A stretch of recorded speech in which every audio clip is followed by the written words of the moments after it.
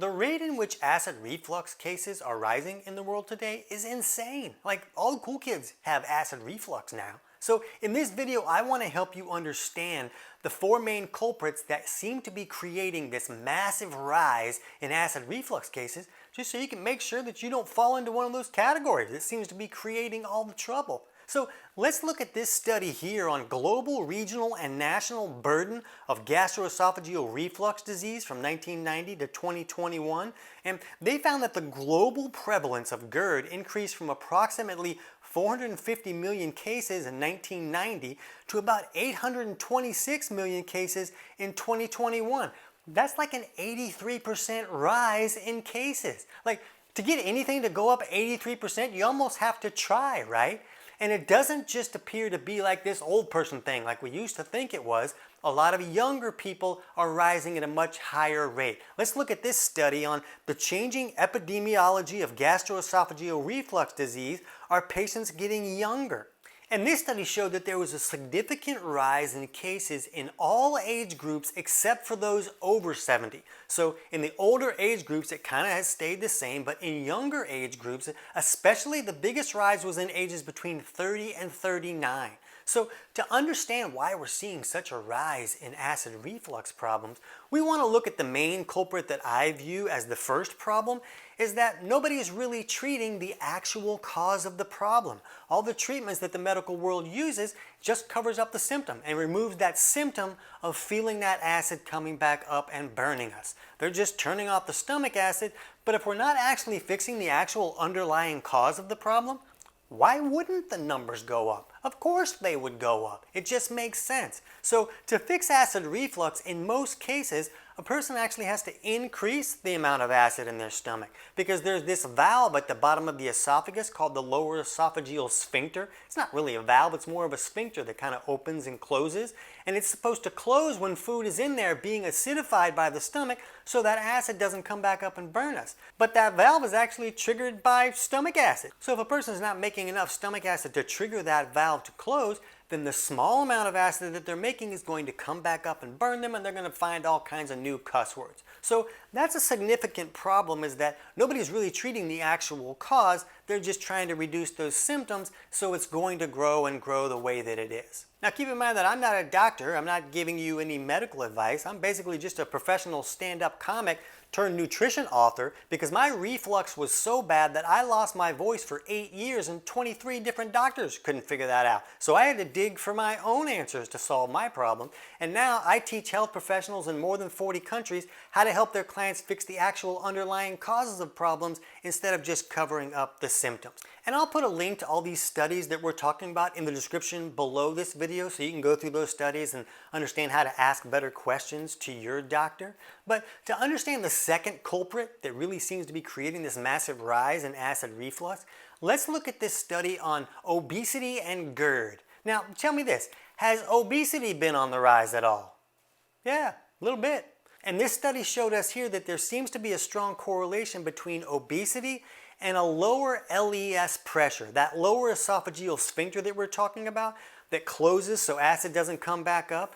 They talk about a pressure there, that's its ability to close correctly. And with obese people, they seem to see a lower pressure. Now, my experience with working with clients that were obese or readers who've read my book, Kick Your Fat in the Nuts, seemed to be that most of these individuals had lower stomach acid, and their inability to break down proteins and fats correctly kind of pushed them towards eating more carbohydrates and processed junk. They just felt better when they ate that. If they ate a steak, they would feel lousy because it would sit in their stomach and not digest for 6 hours because they didn't have enough stomach acid. So it makes sense if we're seeing a population that it's very common to see low stomach acid, and it's also very common to see acid reflux. That makes a lot of sense. Now, this study also talked about just the amount of extended gut there, this belly extension that often comes along with obesity, has the ability to put pressure on that LES, like physically pushing pressure on that LES and restricting that valve's ability to close correctly. So that weight alone can create that trouble, and that's why so many studies have shown that losing weight has the ability to improve acid reflux. And this study also talked about that hiatal hernias are very common with obesity. And a hiatal hernia is when that stomach gets kind of pulled up through the diaphragm a little bit, and then that LES valve is displaced, so it has a hard time closing correctly. So a hiatal hernia can be another issue that can really magnify this reflux issue.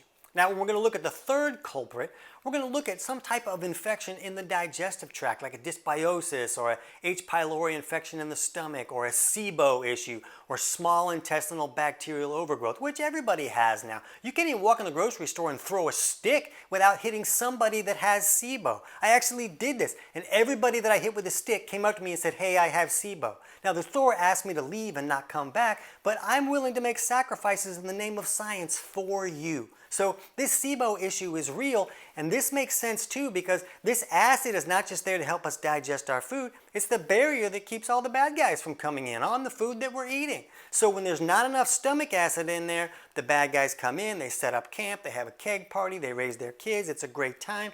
But now we have all these microorganisms creating all this gas and pressure, pushing things back up and pushing that acid and forcing it back up into the esophagus and creating this acid reflux issue. Another thing to think about is that today they also hand out antibiotics like it's candy. They also hand out candy like it's candy. That's another problem. But when we're using antibiotics so often, for a lot of people, if they have some type of yeast, mold, or fungal overgrowth in the digestive tract and they wipe out all the bacteria, now there's nobody there to keep this yeast, mold, fungal issue in check. Sometimes the bacteria and the yeast kind of keep each other from growing out of control, but if you wipe out one of them and leave the others, now you got a real problem. So this has the ability to really create that pressure that can push things back up. So if you're dealing with SIBO issues or want to understand this more, we'll be sure to put a link in the description below for our video on the real reason your SIBO won't stay gone, and that'll give you more insights there. Now the fourth culprit is stress. Let's look at this study on stress and gastroesophageal reflux disease. Are they related? And they found that when somebody was really stressed, their reflux symptoms would really be magnified. And this makes sense because when we're stressed, we're pushing our body into the sympathetic side of our autonomic nervous system. And the sympathetic side is our fight or flight side. But the body needs to be in the parasympathetic, rest and digest side to be able to properly produce that hydrochloric acid in the stomach so we can trigger that valve to close correctly. So do you think the world's a little bit more stressed than it used to be? Yeah, it's really not even funny. It's a really bad situation. Half of the population is super angry and stressed just because of something that somebody said, usually somebody that they don't even know, and the other half of the population is super stressed about, boy, I hope I don't say something that makes everybody mad at me. So we all just need to learn to simmer the fudge down a little bit, because the stress is really affecting our bodies and especially our digestive system. So if you're stressed in your life, you got to find ways to slow that down a little bit so that your body can digest correctly and you can create that stomach acid and trigger that valve to close. So when you look at this graph from the first study that we talked about, you can see that it's going straight up, and the projections for the next 10 years are not pretty. It's only getting worse. And why wouldn't it? Look at all the underlying causes that we just talked about. We know all of those things are on the rise right now. We have to figure out how to fix those actual problems to get these reflux numbers to go down. So if you want to be one of the better numbers and fix your issue if you're having reflux, you can jump over right now and check out our video on the real reason that your reflux won't stay gone. I can't wait to hear about your results.